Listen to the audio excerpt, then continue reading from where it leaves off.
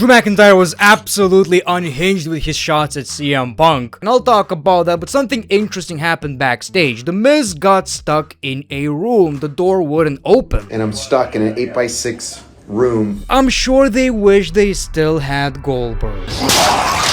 Boom! All of your problems disappear. Stuck in your room? Goldberg could've just... door problems? Need someone to play an angry dog?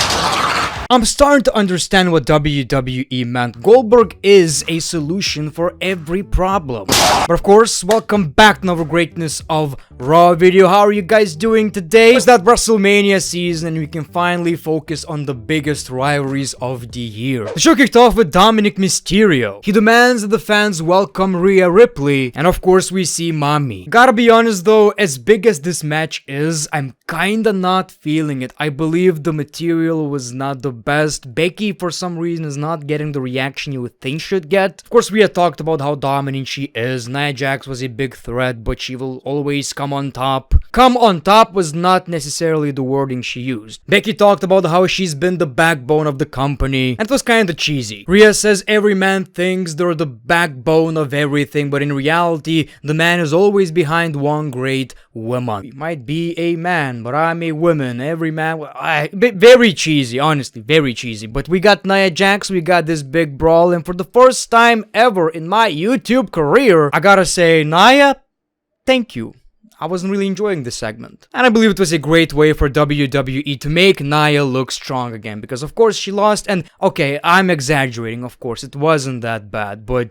I don't know, man. I just didn't feel this segment. Am I the only one? Am I being too harsh on this segment? By the way, don't get me wrong. I like Becky, I like Rhea. Two of my favorites, probably. It's just that something was off, in my opinion. Then we got Shinsuke Nakamura versus Sami Zayn. So Sami lost a lot of matches lately. I wouldn't be surprised if it's something like 7-0. Like, my man lost a lot of matches. So this was Sami's way to prove that, you know, he can still get the big one. And of course, he won the match. The thing with Shinsuke is that he keeps focusing on guys like Cody, like Sami, and he's supposed to be this big threat, and we're kinda enjoying his character now. He seems a bit more serious, but he always ends up losing. At a certain point, you're not gonna buy anything Shinsuke says anymore. Well, you can't already if you can't read, but you get what I'm trying to say? Of course, Sami is happy with the victory, he's on the right path, and he got interrupted by Imperium and Gunther, so that is a big possibility. Like I've said, I wouldn't mind that. Sami Zayn versus Gunther. I kinda believe it's the type of match that Sami Zayn would need to win, but then again, I don't know if it's happening, man. Gunther is that type of a champion that you just don't know what to do with. Almost like with Roman Reigns. And that's not a bad thing, of course. And throughout the show, they teased a couple of opponents. And it's like, I know people like Chad Gable. I like Chad Gable. We all do. He's great. I really enjoyed the rivalry, the matches, but don't we think it's kinda be too late? The moment has passed. Chelsea is pissed she wasn't at Elimination Chamber, calls out Raquel Rodriguez, loses in a couple of minutes. I get her character, I get that not everyone needs to be a main eventer, but I believe Chelsea Green should be in a bigger position. I believe she would be a great Money in the Bank holder, possibly win the championship. I don't know. I get her character, I get that's the whole point, but I think she's too good to be just, you know, pretty much almost an enhancement talent. We see Gunther, and Gunther has beaten them all. He talks about WrestleMania, all the potential competitors like The Miz, Chad Gable, Sami Zayn, and even R-Truth, who by the way got the biggest pop. Surprisingly, we saw the Judgment Day. Well, they talked about, you know, winning all the gold, and Intercontinental Championship is, you know, on the radar. And it seems like Dominic wants that championship from Gunther, and it's like, I don't see this match happening at Mania. Would I love to see it on Raw? Yes. Gunther chopping the shit out of Dominic Mysterio. The problem with this is that you become a babyface. If you chop Dominic Mysterio, we think, he did it for Papi. I don't know why we talk like Rey Mysterio when we are talking about Rey Mysterio, and one of these days, Dom is going to start respecting his father. Thank you, Gunther! We saw the street fight, which was actually really good. I kinda like this rivalry. I feel like, you know, it's about time WWE portrayed the New Day a bit more seriously. I mean, I like the Bootios and all that shit, but I mean, for how many years we can watch that, so I'm happy we got something new, and this match was really exciting. And the Imperium won, which is as much much as I like the New Day, I think this is the right call because the Imperium are almost becoming into just a couple of stooges who are here for Gunter, basically almost like security guards who, you know, can't do shit. So I'm happy that WWE are doing something with these guys because I believe they're pretty decent characters, especially Ludwig Kaiser. Shayna Baszler and Zoe Stark defeated Indy Hartwell and Candice LeRae. Nothing special here. R-Truth is reminiscing about the good old days. He still believes he was a part of the Judgment Day. And he still believes these are DX guys. It's funny how he took that TV. Wireless? No. Just R-Truth being R-Truth. We finally saw Drew McIntyre and it's time for that good stuff. At Elimination Chamber, I got injured. I got my eardrum blown out. Doctors told me I may have to miss WrestleMania and I responded, "Who am I? CM Punk?" And the crowd went nuts. My man got a pipe bomb. He even sat like CM Punk. CM Punk, it probably kills you to see me being at WrestleMania instead of you. But I want you to know I thought about you after that match. And I wanted to do something special just for you. I know you're straight edge, so I celebrated and drank for both of us. Boom. Love this guy. Love this guy. Drew McIntyre is the best. The best thing about the WWE right now. Yeah, I said it. That's it.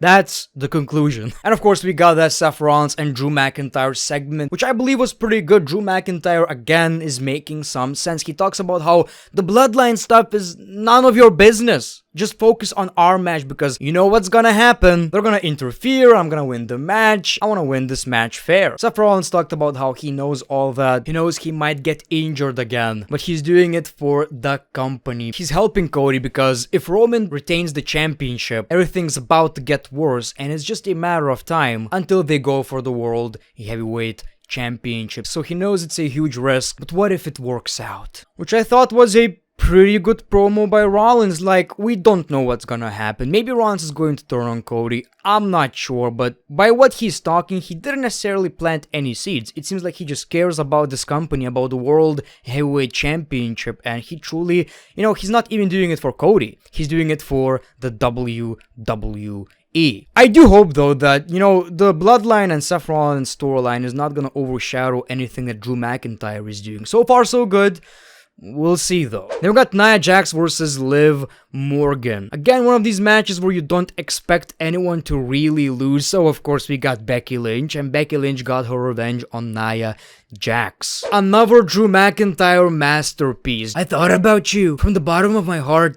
You deserve it. Absolutely unhinged. Who knew Drew McIntyre could be so great as a heel? Not like back in the day where he's just a big Scottish dude. Now he's a professional hater. Say what you will about Drew McIntyre in the ring, good, bad, doesn't matter. There's no denying it. My man is a professional hater. Then it was time for the main event, but before we continue with the video, let me tell you about the best browser in the world, which is the sponsor of today's video, Opera. Opera browser is fully featured for privacy, security, and everything you do online. And Opera wants to make sure you have the best browsing experience possible. It's packed with features. First of all, you can customize the look to your liking, force dark pages, your eyes will thank you. You have Aria AI where you can ask AI questions and instantly get those answers. You can ask questions by using the sidebar or Aria's special keyboard shortcut. You can also highlight any text online and Aria will give you an explanation, overview of the topic, or even translate it. Opera also has tab islands, so instead of your browser looking all messy, you can easily arrange your tabs into separate islands. So you can basically have like tiny folders for all your tabs. What's also so great about Opera is that it has VPN and an ad blocker. Don't need to download anything, they're already in the browser. And it's free. I also love that video pop out. You can detach videos from YouTube and do anything else you want on the internet while watching the video or even while working. Well, just like you're seeing right now. Opera Sidebar is an amazing feature. You have Aria AI, all your messenger, social media, music players. Don't need to open different tabs or even apps. Snapshot is also a very cool feature. It's so much more convenient to take screenshots because you can highlight what you want to screenshot. Good news for anyone who's using a laptop, Opera has a battery saver and it expands your laptop battery life and you can browse up to an hour longer. Opera also has a brand new feature called Lucid Mode. If you come across a blurred video video on the internet, it will sharpen the video in one click, and you can also compare the difference. People, when it comes to browsers, it doesn't get any better than this, so make sure to download Opera. The link is in description. It's absolutely free.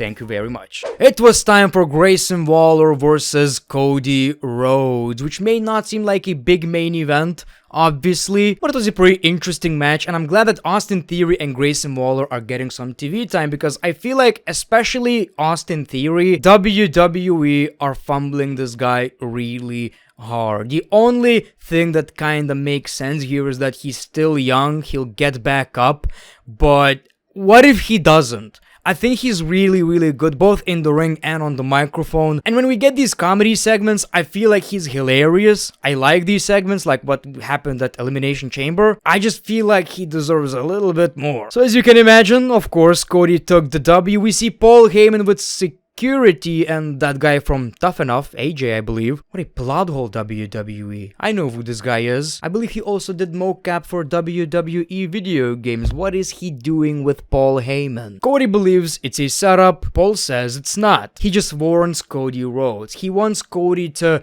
take it back. You know, Cody challenged The Rock at Elimination Chamber. Or else what? Cody doesn't give a damn. He's not gonna take it back. As a matter of fact, he beat the shit out of everyone. And we got a great line from Cody. This was a passionate promo, and he said, "The Bloodline are not hunting me.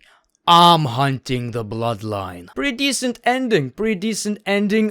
Seeing Paul Heyman with security is kinda weird, since, like, you have the Bloodline, you have these guys. What are you doing? It's not safe. Have you never watched WWE, Paul Heyman? Security guys are made out of plastic. But SmackDown is about to get good, so The Rock is going to be at 3 SmackDowns in a row, I believe. That's absolutely nuts. The Rock. Are they not making any jungle movies anymore? What the hell is happening? Well, anyway, that's gonna be exciting. Thank you for watching this video. Appreciate your time. The Great One. Peace, love, and hugs. It's been a pleasure.